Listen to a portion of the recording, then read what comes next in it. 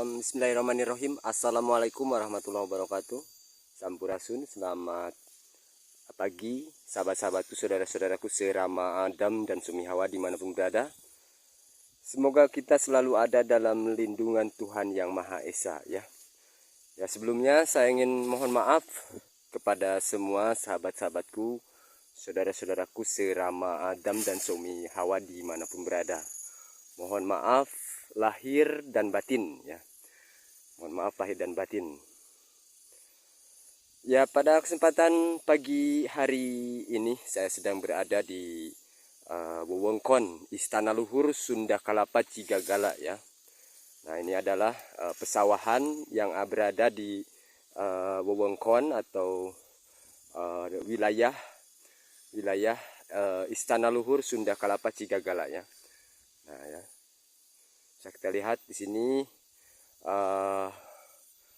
pesawahan ya, pesawahan bisa kita lihat pesawahan. Di sini juga banyak di wewengkon Istana Luhur Sunda Kelapa Cigagala ini banyak sekali tumbuh buah-buahan ya. Di antaranya ada buah manggis banyak ya, ribuan buah manggis tumbuh di sini ya. Kelapa ya, kelapa banyak ya. Nah, ini adalah gerbang ya, gerbang menuju Istana Luhur Sunda Kelapa Cigagala. Posisi Istana Luhur Sunda Kelapa Cigagala, Istana Luhurnya berada di puncak sana ya, puncak gunung sana. Nah ini kebetulan kita jalannya seperti ini ya. Ini belum kita perbaiki ya, karena Istana Luhur Sunda Kelapa Cigagala ini baru saya buka ke publik sekarang ya. Ya, ini tahun 2024 ya, kebetulan tepat masih momen Hari Raya Idul Fitri ya. Nah, nanti di sana tuh. Ya.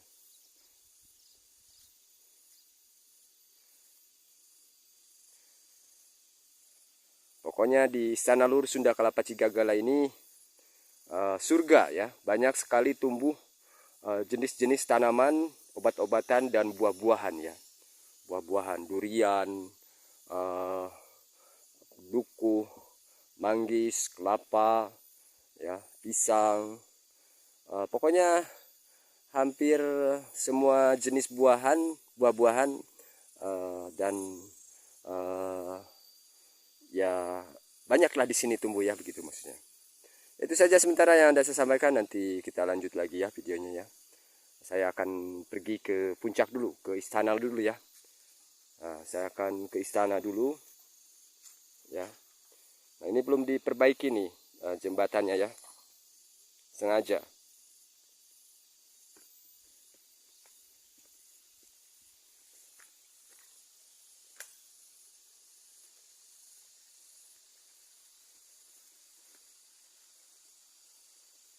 Ya, Istana Luhur Sunda Kelapa Cigagala ini ya adalah petilasan atau makom daripada Sri Maharaja Prabu Siliwangi ya. Di sini itu.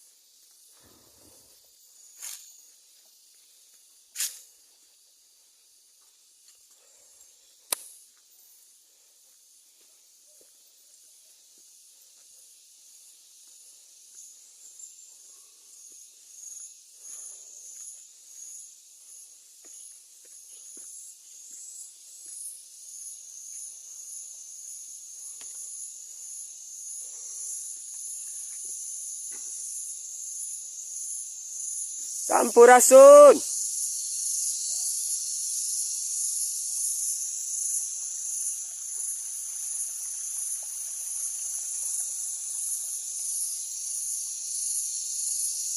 Sampurasun.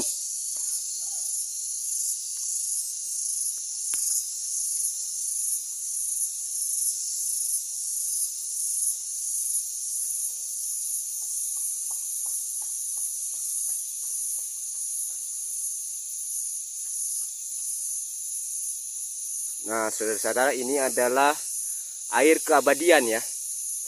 Air ini bisa diperuntukkan untuk syariat pengobatan bermacam-macam penyakit ya.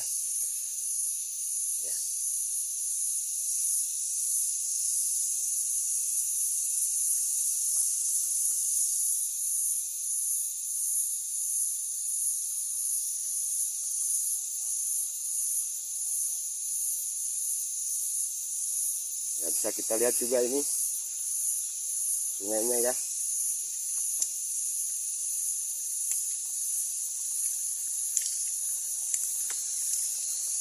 Ya, ini adalah air keabadian ya. Air keabadian yang keluar dari dalam bumi ya. Di puncaknya sana, di istananya sana di atas ya. Jadi ini sumber mata air keabadian.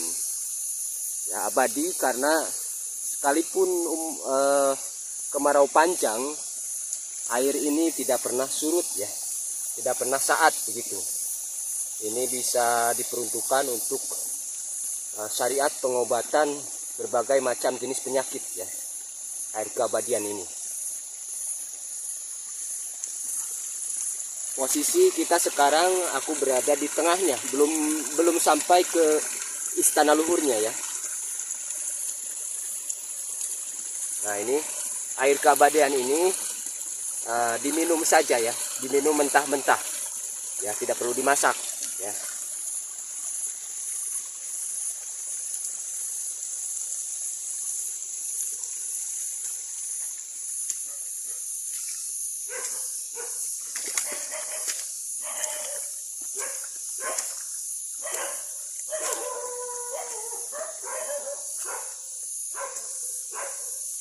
Sampurasun.